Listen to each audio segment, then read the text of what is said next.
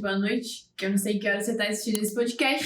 Seja bem-vindo ao 4º episódio do podcast Extraordinário. E eu sou a Aninha, e eu estou aqui com o Padre Francisco.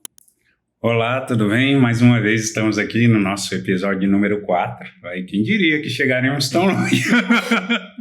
Eu estou brincando, mas nem tanto, mas vamos lá. Estou muito feliz de estar aqui hoje. Agora também com o Vic. Fala, pessoal! Sejam bem-vindos ao episódio número 4 e vamos nessa. É isso. Então hoje eu mando nos meninos. Brincadeira. Brincadeira. Mas hoje a gente vai falar de uma passagem muito, muito interessante da Bíblia, que Cristo fala que somos sal da terra e luz do mundo. Dentro dessa passagem a gente dá para falar sobre juventude de alma, autenticidade de vida, apostolado. Dá pra gente englobar muita coisa. Por que eu comecei falando sobre isso? Porque eu acho que uma das coisas dessa passagem que me pega, assim, é que ela é muito comum, é muito diferente, muito difícil um católico não conhecê-la. Mas, ao mesmo tempo, ela é muito profunda. E eu acho muito difícil, pelo menos na minha vivência, né, algo que eu experimentei, ouvir tantas vezes e só conseguir me aprofundar aos poucos. Então, eu queria começar lendo a passagem, né? Muito bem. Ler a passagem. Tá onde a passagem? Mateus 5, versículo 13 a 16. Então eu vou ler só o trechinho que fala sal da terra e luz do mundo e depois o padre contextualiza um pouquinho pra gente. Vós sois o sal da terra. Ora, se o sal se tornar insosso, com que o salgaremos? Para nada mais serve, senão para ser lançado fora e pisado pelos homens. Vós sois a luz do mundo. Não se pode esconder uma cidade situada sobre um monte. Nem se acende uma lâmpada e se coloca debaixo do alqueire, mas na luminária, e assim ela brilha para todos os que estão na casa. Brilhe do mesmo modo a vossa luz diante dos homens, para que, vendo as vossas boas obras, eles glorifiquem vosso Pai que está nos céus. Padrito, eu pensei da gente começar, então, esse diálogo mesmo, essa meditação entre amigos, com o senhor dando uma contextualizada, assim, ou o que o senhor achar pertinente sobre essa passagem. Essa passagem, as duas passagens diz respeito a como deve se dar a presença do cristão no meio do mundo. Tem que ter, ao mesmo tempo, a descrição do sal, que é capaz de colocar em relevo o sabor de todas as coisas sem que apareça. É característico do sal isso, se dissolver, não ter aparência nenhuma. Mas você sabe quando uma coisa tem o sal ali ou quando está faltando o sal. E, ao mesmo tempo que o cristão tem que ter a descrição do sal, ele tem que saber refletir a glória de Deus como a luz. Então, a luz, ela tem que estar num lugar de destaque, ela tem que aparecer. A luz sempre nos lembra o significado da verdade, assim. A nossa relação com Cristo, ela faz com que a nossa vida seja iluminada e a gente tenha acesso aos reais contornos da realidade que nos cerca e de quem nós somos, de fato. A gente só vai saber, a partir da nossa relação com Cristo, quem nós somos. Então, o sal e a luz dão conta de dois aspectos, assim, que é muito desafiador na vivência da nossa vocação, na vida espiritual no geral. E, ao mesmo tempo, fazer a diferença sendo discreta e também fazer a diferença em uma posição de destaque. Interessante, pai. Eu acho muito legal também, porque, de alguma forma, a gente lê essa passagem, né, e associa muito à juventude, né? Que é algo que, pelo menos, a gente tem muito costume em ver, assim, em retiros, etc. Mas você, Vic, o que você acha dessa passagem? É Mateus 5, né, que começa. Cara, eu gosto muito do Evangelho de São Mateus pela riqueza de detalhes que ele coloca, assim, né? Você vê que é muito o perfil de São Mateus citar... Bom, ele começa citando o Evangelho dele, citando toda a genealogia de Jesus, né? E ele traz muito essa riqueza de detalhes. Salvo engano, é o início do Sermão da Montanha, né? Que para mim é o Evangelho dentro do Evangelho, né? Exatamente. Assim, é o ápice, talvez, pelo menos na minha opinião, das catequeses de Cristo. Mas essa passagem específica, eu gosto muito dela porque, e o padre até falou, eu anotei aqui, ela fala muito sobre, sinto eu, assim, na missão, entendeu? Tipo, vós sois sal da terra e luz do mundo. Tipo, cara, Cristo tá ali falando da nossa vocação como pessoa humana, entendeu? Tipo, seja você leigo ou sacerdote, enfim, ele tá falando de vocação. E vocação tá intimamente ligado à missão e, consequentemente, ao sentido da vida, assim. por que eu faço o que eu faço, entendeu? Tipo, por que eu vou trabalhar, por que eu me esforço na conquista das virtudes, e remete muito a isso, assim, o sentido da vida. E eu gosto muito de refletir justamente sobre esse tema, assim, de, tipo, realmente por que eu faço o que eu faço, entendeu? Ele diz, né, se o sal perdeu o gosto, o sal sem ter gosto de sal, ele se compara à areia, né? Exatamente. E a areia tem muito pelo mundo. O importante é que o cristão ele tenha qualquer coisa que sirva de distintivo em relação ao mundo, assim. Toda a nossa vida está comprometida com a salvação do mundo. Especialmente pelo batismo, nós somos chamados a ir diante de toda criatura, seguindo o mandato de nosso Senhor Jesus Cristo, e fazer com que o nome de Cristo seja conhecido, enfim. E a nossa presença, ela deve evangelizar mais do que até as nossas palavras. Lembra muito aquela passagem de São Francisco de Assis que todo mundo conhece, que ele mandava os freizinhos evangelizar e ele dizia, se necessário, utilize palavras. Isso é profundo, né? E eu gostei muito do que você falou, que nós descobrimos quem nós somos à luz de Cristo. E uma passagem, a gente vai permanecer nessa aqui, mas assim, uma passagem que me vem à cabeça agora é quando Cristo diz, eu sou o caminho, a verdade e a vida, né? E à medida que o cristão se coloca nessa missão mesmo de ser sal e luz, ele se descobre exatamente ali, a luz da verdade de quem é Cristo. E, enfim, é uma missão apostólica muito massa, né? Perfeito. Eu achei muito legal que a gente conseguiu, né? Vocês conseguiram trazer outras passagens do Evangelho, porque é literalmente isso, assim, tipo, a vida de Cristo é uma só, né? E as coisas vão se ligando à medida que você vai meditando cada vez mais, uma passagem remete à outra. E isso é muito legal, porque de fato você vê que Deus faz sentido, né? É uma coisa que eu vinha prestando atenção também, tipo, lógico que tem toda a mística, o mistério, mas Deus faz sentido. E à medida que você se aprofunda nessas passagens, nessas meditações, você vai vendo que é isso. Deus vem a nós e faz muito sentido o que ele fala. Mas eu achei muito interessante um ponto que o Vic trouxe, que é vocação, né? Porque eu acho que existem muitas correntes hoje no mundo que, de alguma forma, tentam alcançar o homem e trazer ele para o transcendente, mas perdem muito esse sentido de somos algo individual diante de Deus, né? Porque o que eu acho? Antes o mundo estava muito voltado para si, então, tipo, eu sou especial, e aí você precisa quebrar essa onda do tipo, você é especial, mas não da forma como você imagina que é. Só que aí eu acho que a gente tá caminhando para um outro extremo, do tipo, faça o que você tem que fazer, porque assim você vai ser uma pessoa boa e será salvo. A certo nível, ok, mas mais profundamente, não tanto, né?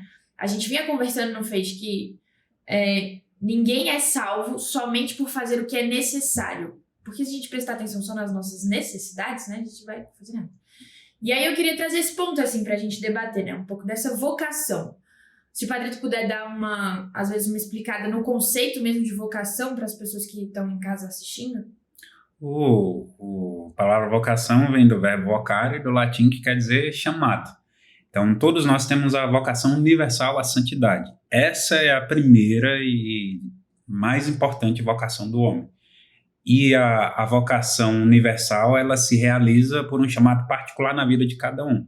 E é onde temos as vocações específicas, que é a vocação leiga, das pessoas que optam pelo matrimônio, são chamados para o matrimônio, ou não, ou a vida consagrada, ou simplesmente conduzir a sua vida aí sozinho. A vocação religiosa, que eminentemente diz respeito a uma experiência de fraternidade, e há, sim, no meio dos religiosos, padres, mas quem tem uma vocação religiosa vive no convento, e a imitação dos conselhos evangélicos, principalmente, mais um quarto voto, vamos dizer assim, dependendo da congregação religiosa, é mais ou menos a vida do religioso ali. E essa experiência de fraternidade, ela tem prioridade, vamos dizer assim. E a vocação sacerdotal.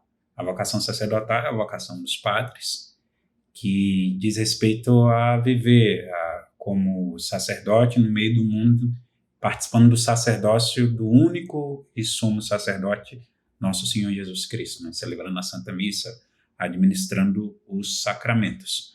Mas a gente tem que ter sempre em mente que, em primeiro lugar, a gente está buscando a santidade. Eu esqueci o santo que afirmava isso, que dizia, Antes de missionário, cristão, católico, entende? Porque a nossa vocação batismal, ela tem uma prevalência. Porque as vocações específicas estão a serviço da vocação universal chamada santidade, não o contrário. Por exemplo, eu fui chamado para ser padre, a igreja confirmou o meu chamado. Mas mesmo Deus me chamando para ser padre, se eu não quisesse ser padre, Deus não ia me obrigar. E eu iria conseguir chegar à santidade por misericórdia de Deus por outro caminho também.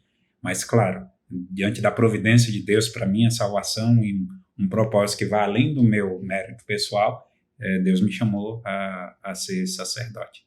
É interessante porque a gente tem sempre esses dois panoramas diante de nós e que não devem se separar, né? De buscar a santidade a todo instante e principalmente o jovem elemento. O que eu vou fazer na minha vida? Qual o sentido da minha existência? A que eu devo dedicar os meus dias?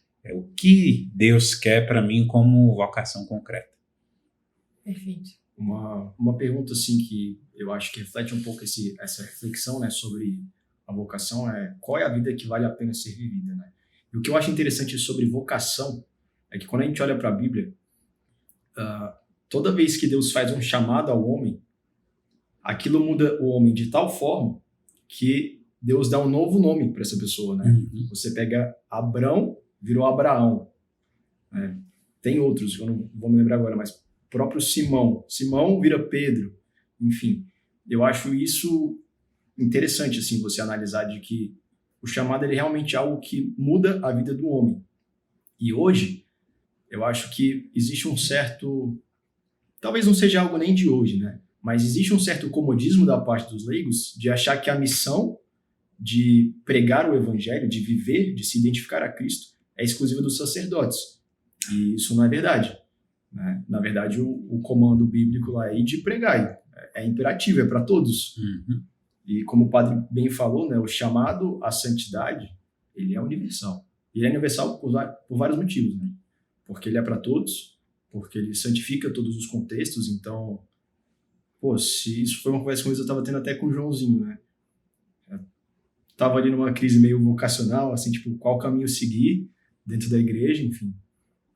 E a gente conversou, assim, brincando de amigo, tipo, o homem católico, verdadeiramente católico, que talvez não se questione, ainda que seja por um segundo, sobre seguir ou não uma vocação de sacerdote, poxa, será que esse cara realmente ama a Deus? Enfim. Mas é só uma reflexão nossa, não tem nenhuma pressão. Alô, Letícia! Mas...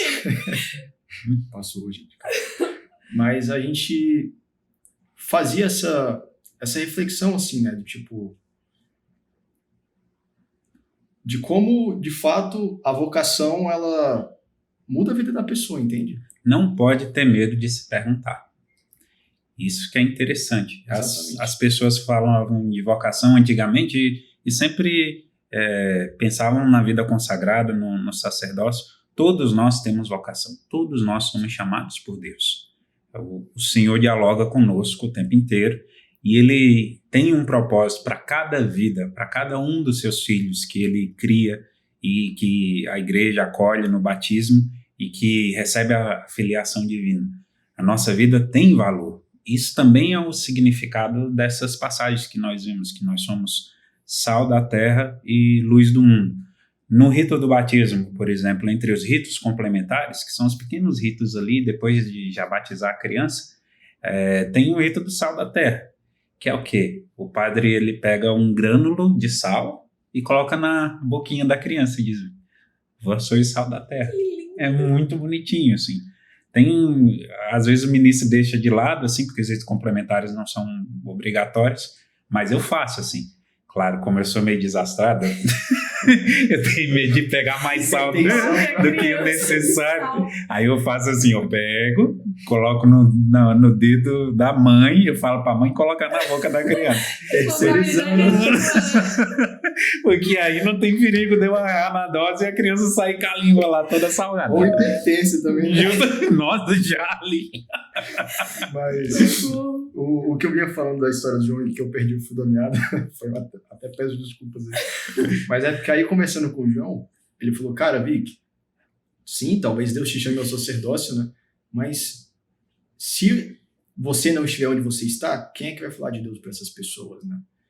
Então, de fato, sim, Deus precisa de um leigo católico que seja um designer, que seja um arquiteto, que seja um empresário, que seja, enfim, advogado, concursado, seja lá o que você for. Mas Deus, ele precisa de você, entendeu? Bom, ele não precisa, mas ele exatamente, ele quer. Então, a missão, a vocação, o apostolado, ele é para todos. E a gente tem que sair desse comodismo de achar que é exclusivamente de um sacerdote, de alguém que é missionário, de alguém que tem uma vida consagrada. A gente tem que, igual a gente falou no início do podcast, descobrir quem nós somos à luz de Cristo. A gente vai fazer isso, de fato, vivendo a nossa vocação de filhos de Deus. Eu não nasci padre, né? Exatamente. Então, como é que ocorreu a minha vocação? Um dia eu tive coragem de perguntar a Deus o que ele queria da minha vida, assim. E aí eu entendi, mais para resumindo muito, que era o sacerdócio, mas é isso que todo jovem tem que fazer. Se não perguntou a Deus o que ele quer da sua própria vida, significa que a oração ainda está rasa, assim. Todos nós devemos nos perguntar um dia o que Deus quer da nossa vida. E eu consegui abraçar essa vocação a partir do momento que eu vi que minha vida, independente do que eu fizesse dela, tinha um valor que estava ali entranhado nela mesma, assim. Que Deus tinha me dado essa vida e que ela era preciosa e que eu podia seguir a nosso Senhor Jesus Cristo e atender esse chamado para a evangelização. Todos nós somos capazes, assim. Os dons são variados. As pessoas têm muita mania de se comparar nesse caminho, assim. A gente admira, assim, as pessoas que têm uma pregação super eloquente, que escrevem bem, pessoa que tem liderança dentro da igreja, etc.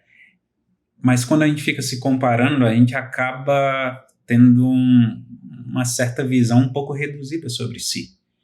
Quando a gente falou no início que a nossa pessoa, a gente descobre quem a gente é a partir da nossa relação com nosso Senhor Jesus Cristo, porque a nossa amizade com Cristo nos leva à plena expressão da nossa humanidade.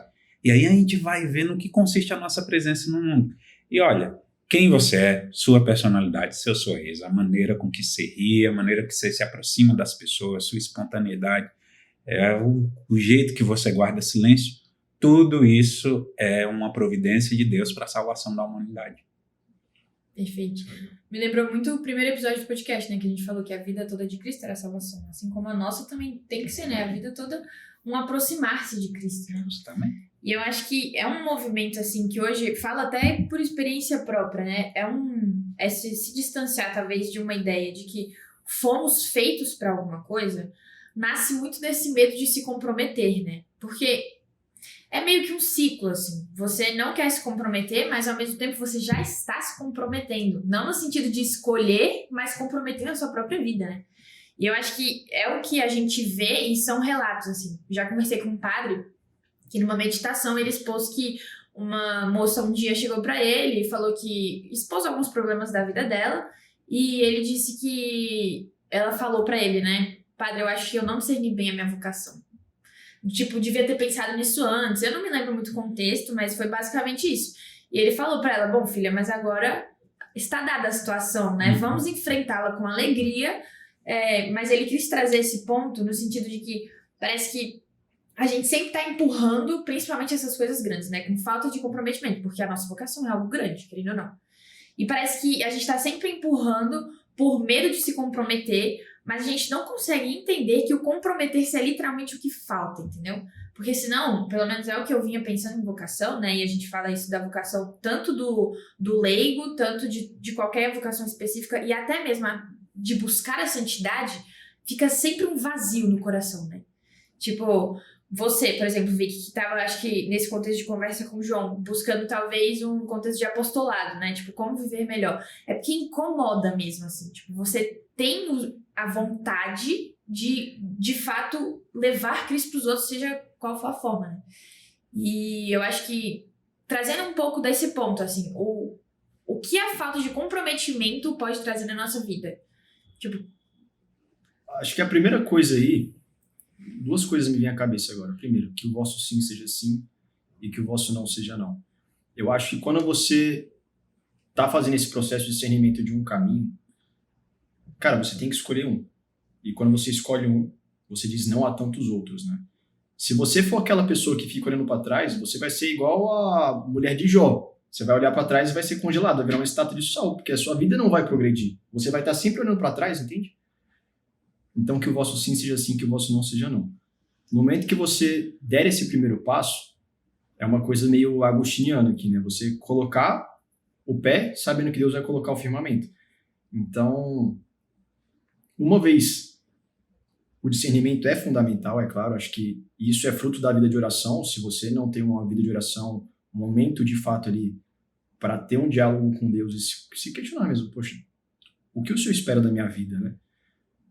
Para onde devo ir? Para onde devo seguir-te, né? Para onde, enfim. Depois, o próximo passo é, enfim, dar o passo. Mas uma vez dado esse passo, não se questione mais. Eu acho que você tem que confiar em Deus. E tem uma frase que eu não me recordo se é do nosso padre, enfim, de quem é, mas é que Deus não se deixa vencer em generosidade. Então, assim, uma vez decidido o caminho, só seja generoso com Deus, assim, e ele não vai se deixar vencer em generosidade. E eu acho que as promessas dele, e são muitas, acabam se cumprindo, entende? A gente tem mania de compreender as coisas com a característica de imediatez, né? Isso é outra coisa. Como que se a gente respondesse, chegasse ao discernimento ali, com a oração, com a direção espiritual, com os meios ordinários em que Deus manifesta a sua vontade, porque é muito importante isso também. O discernimento vocacional, ele não deve ficar somente a cargo de nós mesmos. A gente tem que ter as instâncias que confirmem essa vocação, principalmente pensando no matrimônio, pensando na ordem, pensando na vida religiosa, porque a verdade é um fato objetivo e a gente está falando de uma verdade muito séria, assim, para onde se atualiza a chamada universal de Deus de maneira específica na minha vida. Mas, mesmo abraçando a vocação, você tem que reforçar todos os dias, porque a compreensão da vida vocacional, isso da vida matrimonial, da ordem, todas as vocações, você vai tendo gradativamente. Quando eu iniciei o seminário e entendi que eu devia passar pelo seminário para poder chegar ao sacerdócio, eu não tinha a mínima consciência do que eu tenho a respeito do sacerdócio hoje. Que eu sei que vai ser uma consciência muito maior, sei lá, quando eu tiver 30, 40 anos de padre. Eu tenho 8 anos de padre agora. Então, eu estou descobrindo proporcionalmente, segundo o que Deus quiser me revelar sobre isso, o que é a vida de padre, assim. E eu digo, uma vez dito sim, você tem que dizer sim todos os dias.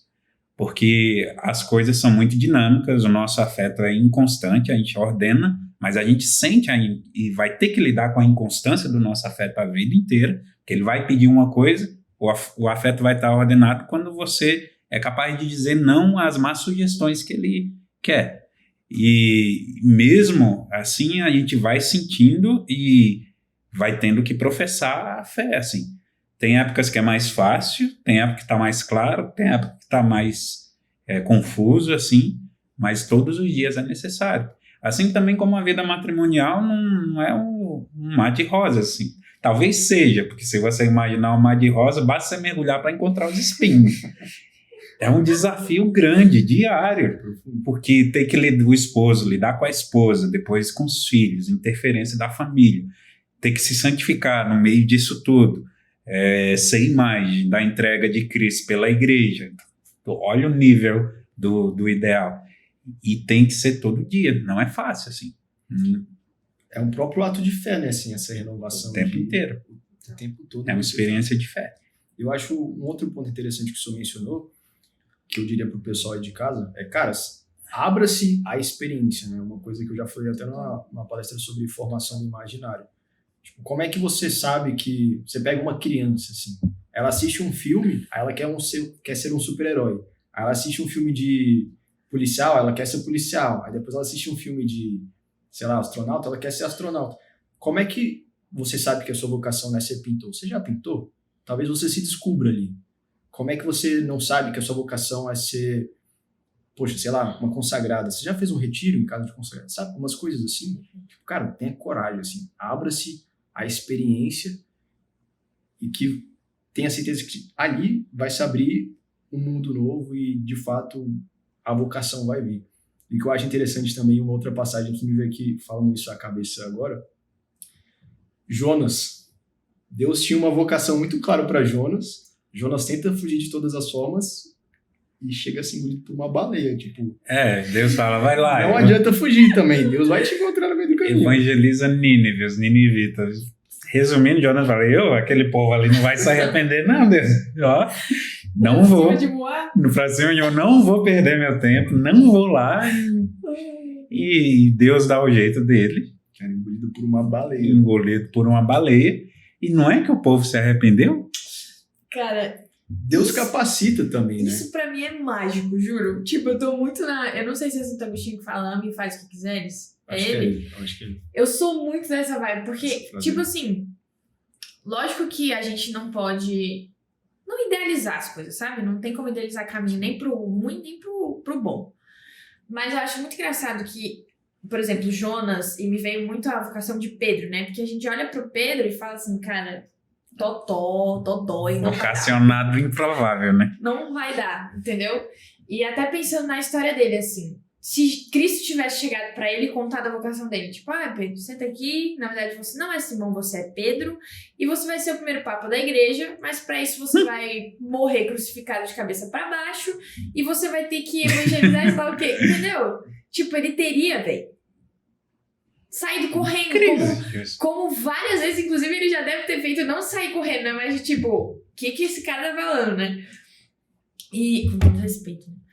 Mas me veio muito isso, assim, eu gosto muito dessa naturalidade mesmo daqueles que viveram de fato com Deus, entendeu?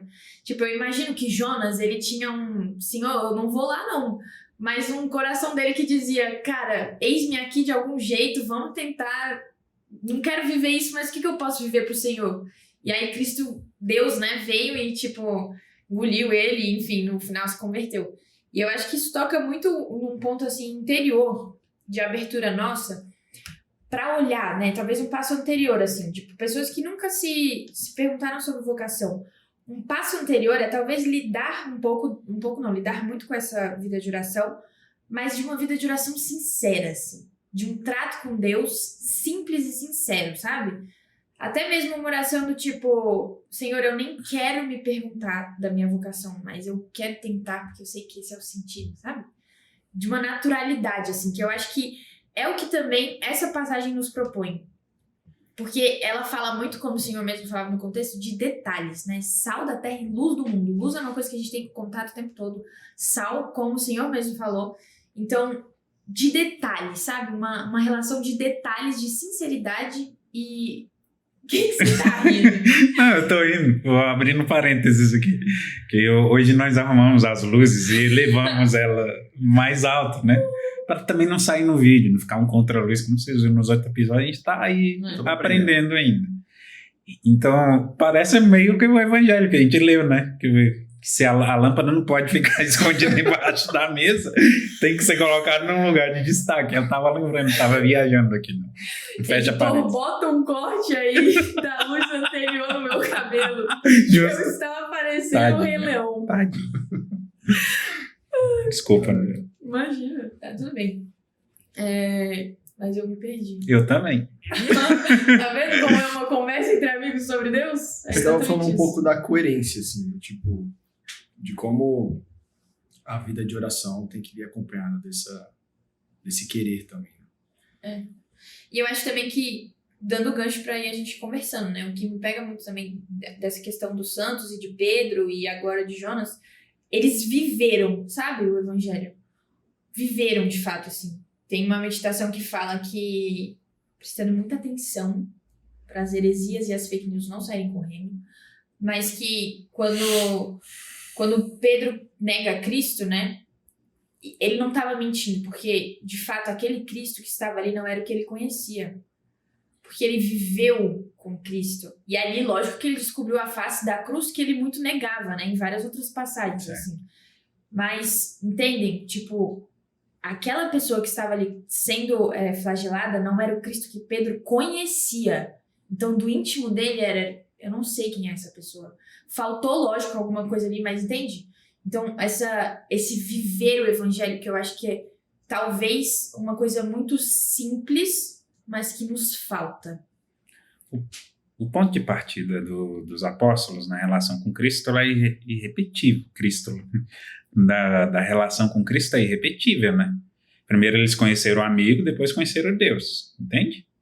Nós conhecemos primeiro Cristo como Deus, depois vamos conhecê-lo como amigo.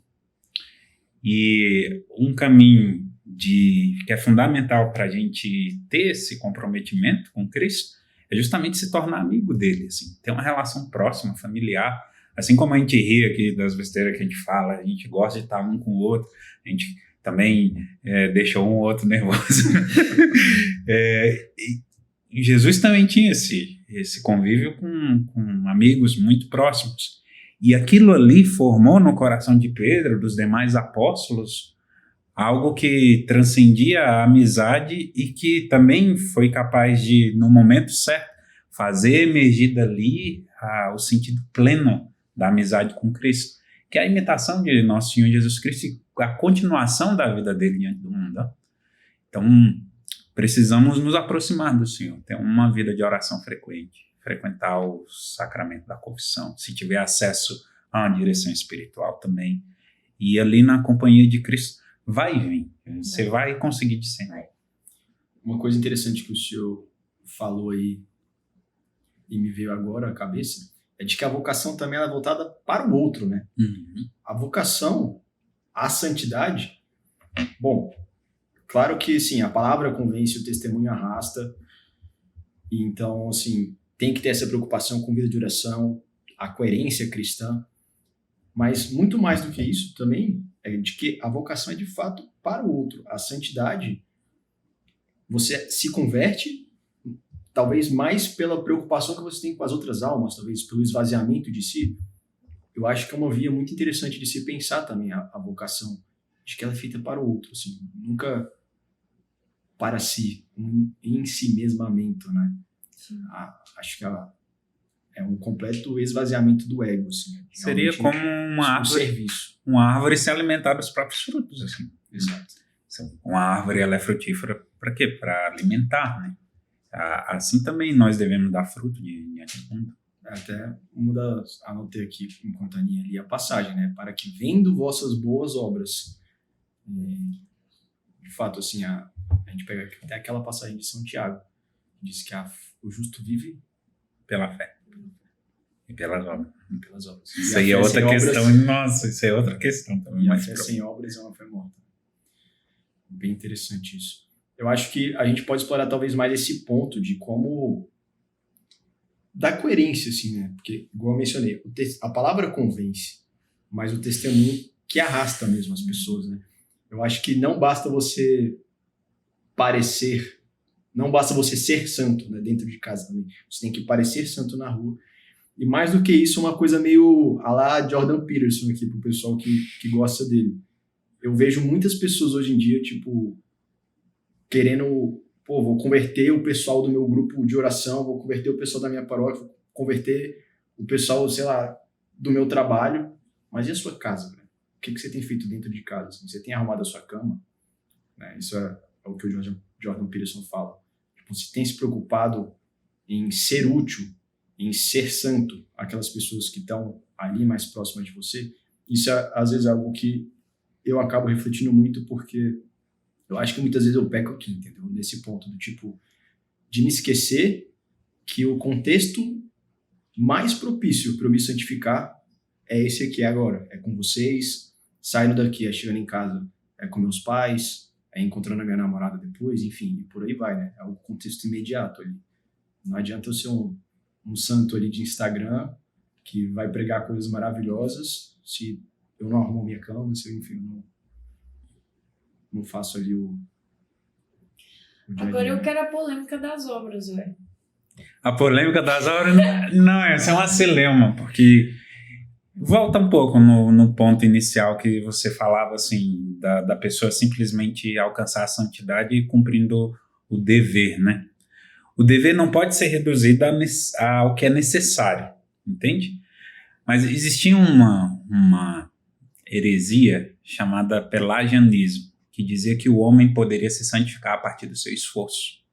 Então, quando a gente tem esse tipo de mentalidade que, tá bom, eu vou fazer tudo aqui e vou conseguir me salvar, a gente meio que tira Cristo do protagonismo que pertence a ele no nosso processo de santificação e se coloca ali como se a gente pudesse se salvar a si mesmo.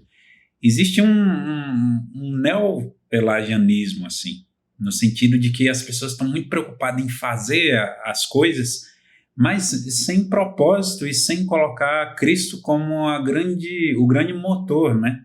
Que nos coloca em movimento e dá propósito às coisas que a gente faz. Santa Teresa vai dizer, né? Faz o que deves fazer e esteja presente em cada uma delas. E aí a coisa se abre para um sentido de via sobrenatural, assim. Quando eu vejo assim, sal da terra e luz do mundo, eu vejo também aquela duplinha que não pode estar separada, né? Nossa resposta a Deus. O apostolado, a ação e correspondendo ao sal da terra, assim, que é o que faz a diferença, assim, tal, e a luz do mundo, que para mim é a oração, é a contemplação. E esses dois, como que duas faces de uma moeda só, dão o verdadeiro sentido de visão sobrenatural. Aí a gente insere o valor da nossa vida onde ela deve estar, assim, porque somos humanos e ali no aperfeiçoamento da nossa humanidade levar ao mundo qualquer coisa que vá além do próprio mundo, um caráter de transcendência. Então, a questão da fé seria se as obras seriam suficientes para justificar uma alma ou se a fé, mas na verdade é os dois. Diz respeito à oração e à contemplação. Essa é uma correta noção de visão sobrenatural. Espero ter elucidado. Perfeito. Não, isso é mais uma das coisas. Enquanto o padre fala as coisas, eu vi também, né? Eu fico assim. E porque eu acho que essa é uma das coisas mais encantadoras da vida de fé também. É um eterno dinâmico, né? Tipo, não são extremos. Você não se salva só fazendo, você não se salva só rezando, né? Tipo, em algum momento as coisas se encontram. E é sempre os dois ao mesmo tempo, na verdade. Me lembrou do livro de São José Maria, O Homem de Vila Tevere. Eu falei um dia, quase me xingaram. O Homem de Vila Tevere. E tem um capítulo que fala que a vida de São José Maria não foram anos separados de apostolado e anos separados de direção e anos resolvendo coisas da obra, mas tudo junto, sabe? Eu entendo bem isso aí. Isso, eu até falei pro senhor, falei, cara, é o Padre Francisco, porque uma hora você vê ele celebrando lá todo transcendente, 100% naquele momento, e do nada ele já tá correndo porque ele tem que atender a confissão de sei lá quem, e do nada ele tem que descansar, e o silêncio, e enfim, tudo misturado. Mas eu acho que é um pouco também, como eu falei, assim, desse eterno dinâmico, sabe? Porque eu acho que tendemos muito a idealizar as coisas. Claro. Com certeza. E aí, quando chega na hora H, a gente fala, não, mas peraí, não é assim, entendeu? E eu acho que cabe também, né, você falou, a gente aprofundar um pouco dessa coerência de vida. Porque eu acho que não tem como a gente achar que a gente vai rezar e vai estar tudo na nossa cabeça certo, entendeu? A gente, provavelmente, assim, depois que a gente se abrir a Deus, as coisas vão acontecendo inesperadamente, do tipo, Senhor, eu quero ter mais paciência. Aí, do nada, meu irmão vai abrir a porta e querer pegar um hidratante, aí você vai falar, não é possível. Não é possível que isso tá acontecendo comigo, né? Eu tô rezando aqui, sabe? Então, eu acho que um pouco dessa coerência de vida traz também esse olhar transcendente pra realidade, né? Do tipo, aconteceu, né? Não vou poder xingar meu irmão por mais que, enfim. Como se aprofunda nisso? Caramba, muitas coisas me vêm à cabeça, assim. Bom, primeiro que quando eu penso em vocação, é realmente uma obra que nunca será concluída, digamos assim. É um eterno prédio em construção, sabe? A gente vai se propor a ser santo agora, e como o padre falou, a gente vai renovar isso dia após dia, dia após dia. E um erro que muitas pessoas cometem é achar que uma vez, né, a pessoa se torna sacerdote, enfim, ou seja lá qual for a vocação dela, o ofício, pronto, é aquilo, e tá resolvido, assim. É ilusão você achar que o padre, só porque ele é padre, ele acorda todo dia querendo rezar, super disposto. Cara, ele também é humano. Isso vale para qualquer pessoa dentro da igreja, assim. Então, precisa de um pouco de maturidade, de entender que o lado humano também pesa na questão da escolha. E, de novo, a vocação também é feita para o outro. Então, quando você pede paciência para Deus, Deus não vai te mandar paciência, né? Deus vai te mandar um irmão que entra, abre na porta, exatamente. E por aí vai, assim, dessa forma vai se construindo essa relação. Não sei o que você pensa em complementar aí. Quando se tem a questão do idealismo, na verdade você está rejeitando o que é real, assim. Então, se as pessoas rejeitam a própria realidade, elas como que diz que aquilo que está ali ao alcance é incapaz de ser algo fecundo para se santificar e para se responder a Deus. Então, tá errado. Se a gente for esperar um contexto ideal para poder ser generoso com Deus, com todo respeito, só quando Jesus voltar. Porque até lá, nada vai ser ideal. O mundo vai continuar com as suas contradições, nós continuaremos sendo desafiados na fé. Interiormente também, nós não teremos a posse de todas as virtudes que a gente julga ser necessário para ser um discípulo de nosso Senhor Jesus Cristo. Também não teremos todas as respostas para as perguntas que a gente traz no nosso coração. E a experiência da fé está em não se apegar a isso. Mesmo não tendo as respostas, acreditar em todas as coisas. Mesmo não tendo todas as virtudes, se comportar de maneira virtuosa. Mesmo não se enxergando como uma pessoa perfeita, tentar participar da perfeição da humanidade perfeitíssima de nosso Senhor Jesus Cristo. A esperança que a gente tem que trabalhar no sentido de a realização da vocação diz respeito ao presente. O momento de responder a Deus é agora. Se a gente morresse aqui, Deus não ia nos julgar por um futuro que não aconteceu. Por mais que possa ser super planejado, idealizado, romantizado esse futuro. O que ia pesar diante de Deus era a disposição atual do nosso coração. Nem tanto o passado até, porque muito do nosso passado Deus se esqueceu que a gente confessa. Os pecados até Deus se esquece, deixam de existir. Então, como é que está agora o seu coração? Quem você é? As coisas que se opta? Quais são as predisposições da sua alma? A que ponto está a sua engenharia de santidade, vamos dizer assim? Isso sim ia pesar diante de Deus. E é o que a gente tem para oferecer a Deus. A gente vê testemunho de santos que entregaram décadas a Deus, né? Pela vida religiosa, pelo sacerdócio, pelo matrimônio também, graças a Deus, temos muitos santos canonizados leigos, mas se esquecem que aquilo ali foi uma constante atualização no presente da resposta ao chamado.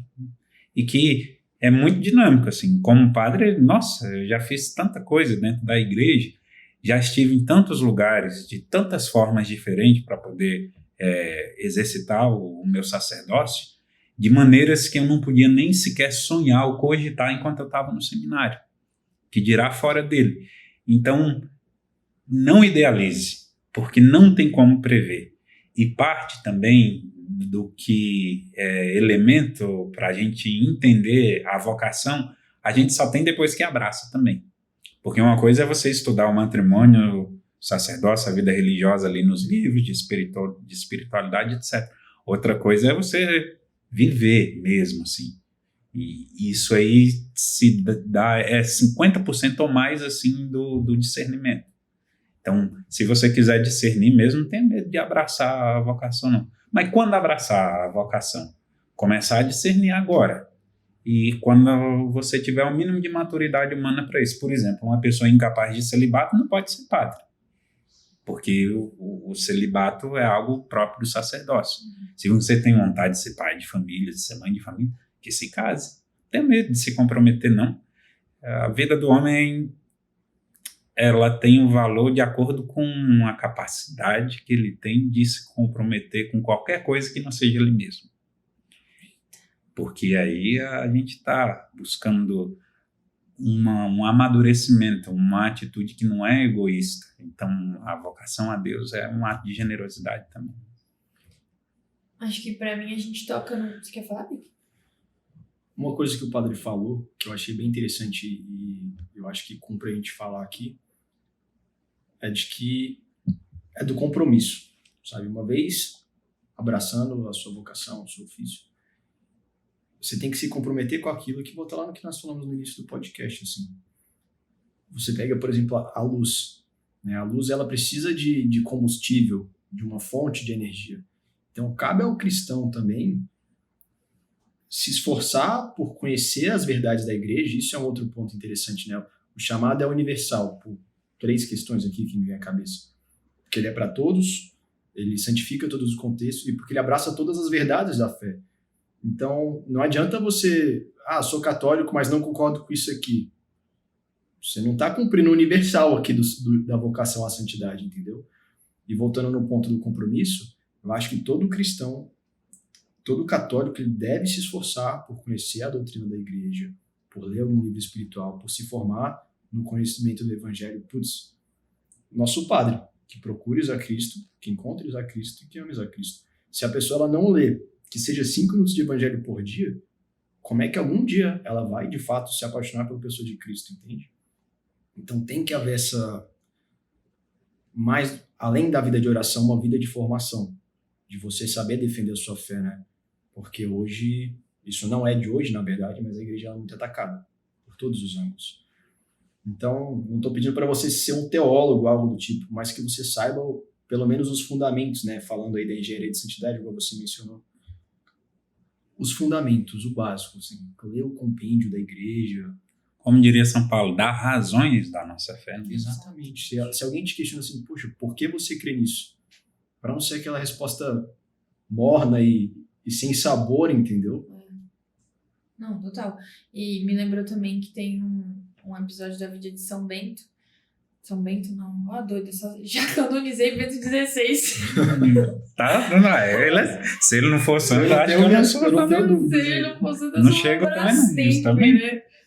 Não, mas é um episódio da vida dele que perguntam pra ele, né? O que o senhor acha de tal coisa, de um dado assunto, e ele fala, bom, não sei, tem que pensar. Ele sendo ele... Então, exatamente. Eu acho que toca no ponto que você falou, né? Não precisa ser um teólogo, mas a gente vê na vida dele mesmo que ele sabia de muitas outras coisas e de muitas outras não. Mas porque ele se interessava, sabe?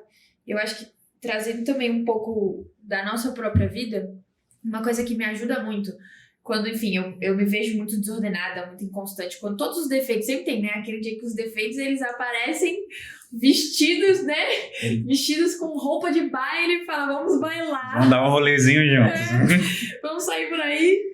E aí tá tudo exposto, e aí você fala, cara, como é que eu volto? Eu acho que de uma forma muito simples e objetiva mesmo, assim, não sentimental. Pensar que a nossa vida de fé, né? A nossa relação com Deus é pra amá-lo. E que isso se dá nas obras, mas que não é eu não cumpri com o meu plano de vida, meu Deus, eu sou um idiota, só que... Não, tudo bem, você realmente, talvez seja um pouco idiota, mas brincadeira, você realmente não cumpriu, isso é o objetivo, né, o lado objetivo da coisa, mas eu estou aqui para amar a Deus, sabe, não é algo de impor, assim, é uma relação de conhecer a Deus, de amá-lo, então eu vou tentar mais uma vez, entendeu, a minha vida não foi jogada fora porque eu errei. E isso entra numa pergunta que eu queria fazer para vocês, que eu acho que dá um contraste assim, porque, como eu falei, às vezes existem extremos, né? A gente vê muitas pessoas falando lute contra si, enfrente todos os seus defeitos, e sim, mas talvez vender essa vida é muito difícil, assim, porque ou você vende só a luta ou você vende só a alegria. E eu queria perguntar para vocês, como olhar sobriamente para essas cruzes para encontrar a alegria nisso? Por favor. Depois dessa bomba, você quer jogar pro leigo? Os leigos primeiro. Caramba, como encontrar... Vou tentar contextualizar um pouco a pergunta. Por favor. Acho que volta no podcast que a gente já falou, que a gente falava em que muito hoje do porquê a gente não encontrar sentido nas coisas é porque por causa da expectativa que a gente tem errada para com a vida. Entendeu? Uhum. E aí eu acho que esse olhar que a gente tem com a vida não é sóbrio, primeiro, e impede de encontrar alegria de fato. E eu queria saber como, talvez, achar esses 2 pontos, entendeu? como Vicky tenta viver a sobriedade na vida, que eu sei que você trabalha muito e tenta viver as virtudes e mesmo assim tenta descansar, por exemplo, ser alegre, entendeu? Queria saber a sua visão, assim, disso. Você é alegre, Vico? Olha, O Vicky... princípio de Pareto, 80-20. O Vicky triste. O Vico é O alegre. Vicky alegre. Cara, esses dias o Duda veio falar comigo. Ele falou assim, no início da nossa amizade, eu não sabia se você gostava de mim. Eu adorava o Duda, eu sempre adorei o Duda. Aí eu falei, caraca, é sério que eu... Aí ele falou, eu não sabia. Eu falei, desculpa. Mas enfim, voltando ao tema do podcast. Olha, como é difícil, né? Porque é um pouco da questão da realidade, assim. A gente tem que trabalhar com a realidade, né? Se a gente viver idealizando as coisas, a gente vai viver uma mentira, né? A gente vai viver uma ilusão. E como toda ilusão, enfim, onde ela chega ao fim e se quebra, né? E a gente se destrói junto dela. Então, eu tento a todo momento ter os meus pés no chão. Trabalhar com aquilo que eu tenho, fazer aquilo que eu posso nas condições que eu tenho e assim por diante. E o mundo, ele é muito deslumbrante, né? Você puxa as coisas de Deus, enfim, e como o homem trabalhou para aprimorá-las, isso causa um certo deslumbramento na gente. E é muito fácil você se perder se você não ter os olhos fixos em Cristo, assim, é uma coisa meio São Pedro saindo da barca, sabe? A tempestade, o vento vai soprar, você vai se assustar, mas se você não mantiver os olhos ali fixos em Cristo, você acaba afundando.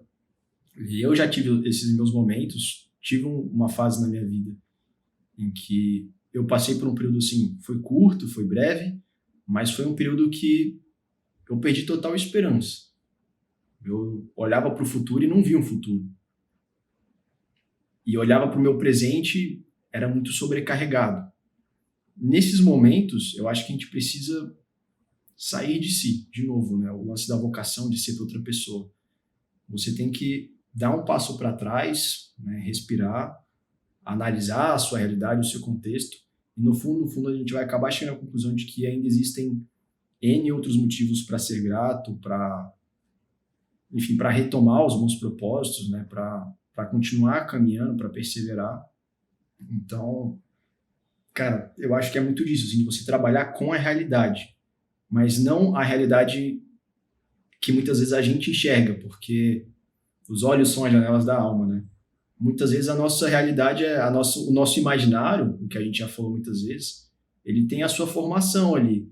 Então, sei lá, a gente acaba tendo um olhar muito pessimista para a vida. Aí você vai olhar para a pessoa, poxa, ela só está escutando música triste, só vendo filme triste, só vendo notícia ruim. É difícil você não carregar esse filtro dentro de você para o seu dia a dia, né? Eu acho que é por isso também é muito importante a gente beber da fonte do evangelho.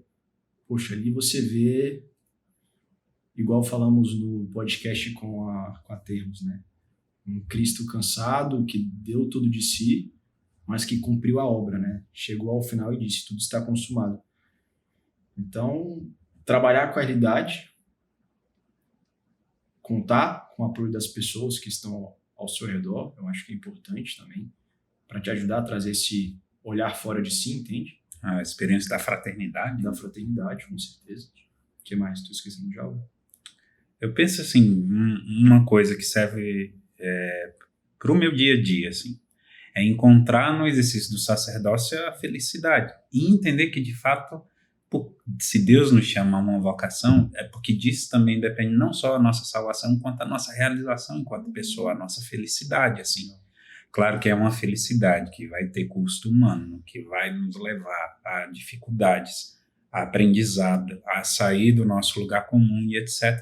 Mas achar ali no exercício daquilo que Deus te chama, o sentido das coisas, assim. Tenho muita coisa para fazer sempre, mas ao mesmo tempo eu sei que a alegria, por exemplo, que eu estou tendo de estar aqui com vocês, eu não teria em outro lugar. De que ali, diante de dirigido espiritual ou de um penitente, também a minha vida está mostrando que tem algum valor ali, de estar junto lá com o Feixe, vivendo experiência de fraternidade, descansando com eles, Então, você tem que achar ali no exercício da vocação a sua própria felicidade, a satisfação, a realização. Como um pai de família tem a satisfação de chegar em casa à noite, encontrar seus filhos, partilhar uma refeição, fazer uma oração em família. Essas riquezas, assim, porque não é só a parte de luta e de dificuldade. Como você disse, esse perfeito equilíbrio ali entre o sofrimento, a alegria, o dissabor, o gozo. E assim a gente vai oferecendo a Deus uma experiência completa e integral. Então, para mim, é tentar cada vez mais descobrir no exercício da minha vocação sacerdotal a minha felicidade, a minha alegria, o meu contentamento. Assim. As pessoas questionam às vezes, e às vezes sou questionado até pelo clero mesmo, né? Mas por que você celebra tão cedo, segunda-feira, e etc., 6:30 da manhã? Porque eu tenho que celebrar de qualquer maneira, e se vou celebrar para mim, vou celebrar para o povo. Esse pequeno desapego, sabe? Das coisas pequenas, por mais redundante que isso possa parecer, como o desapego de um pai que sabe que depois de ter filho nunca vai dormir tarde, e nunca vai acordar tarde, vai, ao contrário, vai dormir tarde e sempre acordar cedo. Mas para você ter um filho, você tem que abrir mão dessas pequenas coisas. Como alguém da vida religiosa que, numa vocação contemplativa, vai abrir mão do convívio diário com a sua própria família, para poder estar lá no convento, rezando. Mas para estar no convento e viver essa experiência de vocação, tem que abrir mão dessas pequenas coisas. E quando a gente entende o propósito que se encerra nessas pequenas coisas, que é tão grande e tão fundamental, se torna uma alegria oferecer a Deus. Isso é interessante. Sim, e eu acho também que o sentido muito desse desprender-se nos detalhes é muito para caber mais de Deus em nós, né? Assim, não é isso, é buscar todo tempo esse sentido de, por que eu lutaria pela minha vocação? Porque lá está a sua alegria. Acho que é uma coisa que a gente perde muito quando tem uma caminhada de fé, né? Deus nos quer felizes, nós fomos feitos para a felicidade. E é por isso que a gente busca tanto essa felicidade, só que sem razão, sem informação e sem vontade, às vezes, a gente se perde nessa busca, né? E acaba tentando se saciar de outras formas, enfim. Mas eu acho que é muito bom ter em mente, assim, que a vida pesa, assim mesmo, em alguns âmbitos, né? As coisas são pesadas, mas Deus me quer mais do que esse peso. Deus me quer feliz, assim. E dá para encontrar alegria nesse tipo de contexto, né? Que a gente olha muito... Por exemplo, eu acho que o que motivaria uma pessoa a não ser... não buscar a vocação do celibato é pensar que vai perder ter alguém. Cara, se essa for a sua vocação, você vai encontrar alegria nisso. Não tem como. E mais ainda, né? O seu coração vai estar cada vez mais completo a partir dessa vivência. Que de um olhar distante pode parecer ruim, mas vivendo ou se propondo, você descobre que existe alegria nessas frestas, sabe? Eu acho que esse é o negócio. E o que vocês falaram, assim, né, que me toca muito, é exatamente isso. Quando a gente foge muito, pelo menos eu e outras pessoas até que eu observo, assim, a gente tem essa tendência de fugir muito do que é sóbrio. Tipo, a gente tem essa tendência de fantasiar tudo, porque assim a vida vai ser mais romântica e tal. Ok, ela pode até ser, mas ela não vai ser a vida de fato, sabe? Então não vai, a alegria não vai brotar. Tipo, as coisas não vão acontecer, sabe? É meio que uma ilusão mesmo, assim. Quanto tempo a gente tem ainda?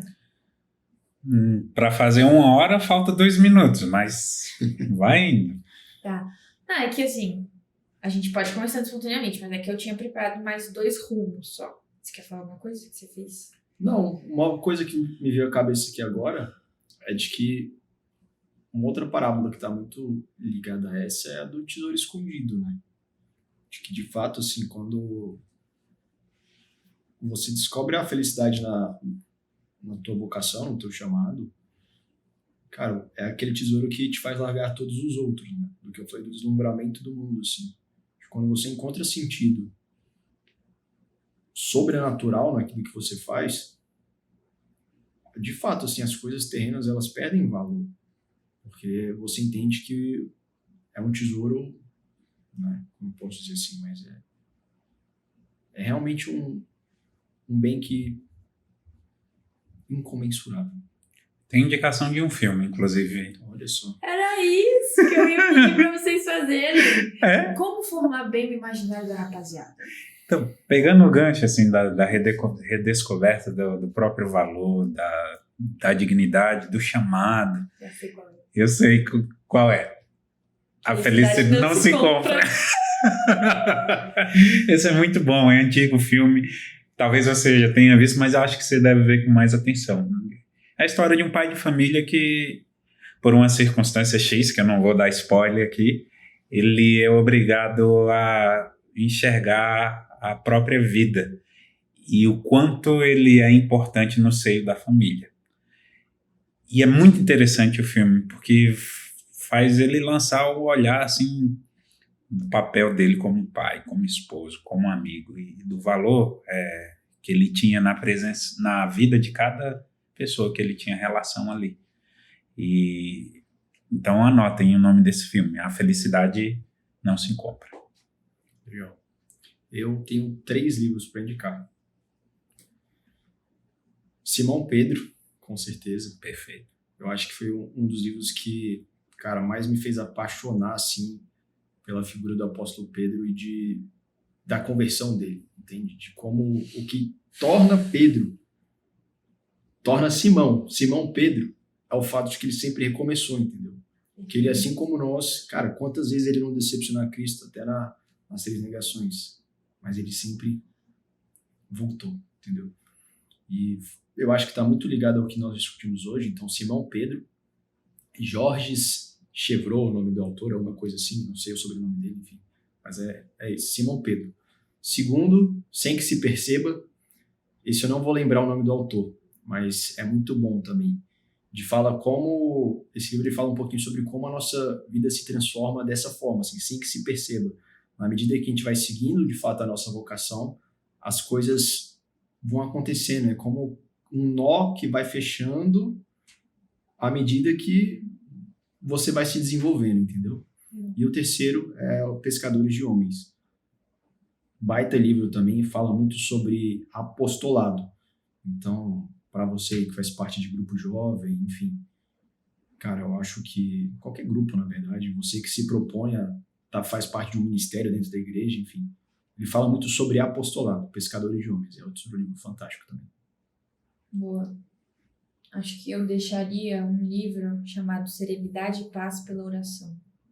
Dom Rafael Llano Cifuentes. Esse é grande, é lendário, inclusive. Lendário. Como é que é o nome do livro? Não conheço. Serenidade e Paz pela Oração. É bem... Tem uma amiga minha que foi dirigida dele. Sério? Uhum. Eu sou também. Brincadeira. Opa! Deixa no elenco. Brincadeira. Sou filha espiritual do Padre Francisco. Glória a Deus. Amém. Mas é bem interessante que ele fala sobre... Trata muito sobre ansiedade, que eu acho que também dá pra gente discorrer em outro episódio, que como essas coisas se misturam até para as pessoas que têm fé, né? Que ele fala muito sobre isso. A ansiedade na vida de um cristão, né? Só que é engraçado que ele compartilha também de histórias da sua própria vida, né? E orações dele. E como o padre falou, né? Ele é lendário, assim. Escreveu vários livros de formação e tal. E aí, no final, você lê as orações dele, são orações muito simples. É tipo, Senhor... Me ajuda. Exatamente. Entendeu? Então, eu acho que é muito bom isso também, da gente trazer essa figura muito humana dessas pessoas que a gente muito admira. E eu acho que, pra finalizar, eu acho que tem muito a ver a passagem que a gente comentou hoje, Sal da Terra do Mundo, com a Jornada Mundial da Juventude, que está chegando. Verdade. Agora, né? No início de agosto. Exatamente. E aí? O que vocês querem me contar? O que vocês querem deixar para os jovens que vão viver a Jornada Mundial da Juventude? Antes da gente ir nessa perspectiva, devemos fazer o agradecimento à Hora, que é a nossa patrocinadora, e eu estava vendo aqui esta novidade que não sabia até agora. Sim.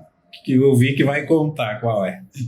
Bom, como a gente já falou algumas vezes aqui da Hora, é uma marca católica que se propõe de fato a ser uma curadoria de artigos, assim, realmente tentam levar esse apostolado para o dia a dia de uma forma muito discreta, e a gente, em parceria com o Catex, estamos lançando, já vai mudar aqui na tela, um cupom de desconto para vocês aí de casa que estão acompanhando a gente, seja por áudio, seja por vídeo. O cupom é CATEX10. E aí vocês vão ganhar 10% de desconto. Que isso, hein? No site da Hora, que é www.horaagora.com.br. Tá aí agora, cupom CATEX10. Entra lá, dá uma olhadinha nos materiais. Espero que vocês gostem.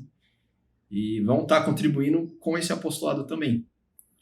Porque está sendo uma parceria muito frutífera. Muito obrigado, pessoal da Hora. Fred, queremos você aqui, hein? Luquinhas também, um abraço. Exatamente. Sobre a Jornada Mundial da Juventude, é sempre o encontro da juventude católica com o Papa. Isso por si só é muito emblemático, porque vem gente de todas as nações. Nossa, falei muito estilo apocalíptico, né? Gente das 12 tribos de Israel. Opa! E acabou. Vem gente de tudo quanto é lado, todos os países, culturas. E nesse ano vai ser em Lisboa, o que é muito bom para os brasileiros, porque é um país de língua portuguesa. E, bom, para mim também, porque minha paróquia é Nossa Senhora de Fátima, que é a mãe de Portugal, né?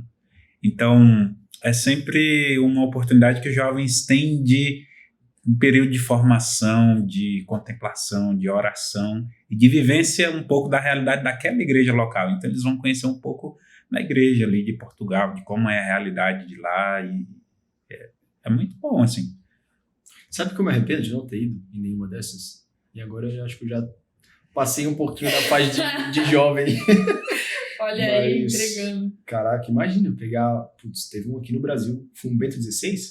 João Paulo II. João Paulo? Não, teve aqui agora, em 2000 e... Acho que teve um com o Bento. Eu tava no seminário. Oh my God. Não foi em 2010, eu acho? Nossa. Eu não sei o ano. Eu ter ido. Desculpem a falha, que a gente não tá lembrando o ano. Mas teve no Rio de Janeiro. Nem eu sabia. Foi inclusive nessa jornada que eu conheci o Frassati, que é o nosso... Quem inspirou o Catex. podcast. Como não falar de Frassati sem sal da terra e luz do Caraca, a gente não mundo? citou nenhuma vez, desculpa. Verso Lauto. É só. Vamos ficar devendo um podcast só por ele. Verdade. Fechado. Vocês aí de casa, pesquisem sobre o Frassati, a gente vai fazer um podcast sobre ele um dia. E tem uma frase que eu gosto muito dele, que é: quanto mais alto formos, melhor ouviremos a voz de Deus. Bonitas. Vai bem, né? É isso? É isso. Finito. That's É all, isso. folks. É isso, gente. Então, acho que não precisa deixar frase, né? A gente já deixou muitas frases, Já. muitas meditações. Muito obrigada por terem acompanhado mais um episódio do podcast Extraordinário. Sigam a gente nas redes sociais, no nosso Spotify, que chama Podcast Extraordinário, nosso YouTube, Católico Extraordinário, e Perfil no Instagram. perfil no Instagram, Católico Extraordinário, Católico _ Extraordinário. E comentem, deixem sugestões de temas que querem ouvir, pessoas que querem sugerir para estarem aqui também, porque em breve teremos convidados. Exatamente. É isso? Isso. Muito obrigada, Padre. Obrigado, Aninha, e até a próxima. Até a próxima. Muito obrigada, Vic. Obrigado, minha irmã. Até a próxima. Tamo junto, galera. Tchau. Fique com Deus. Tchau, tchau.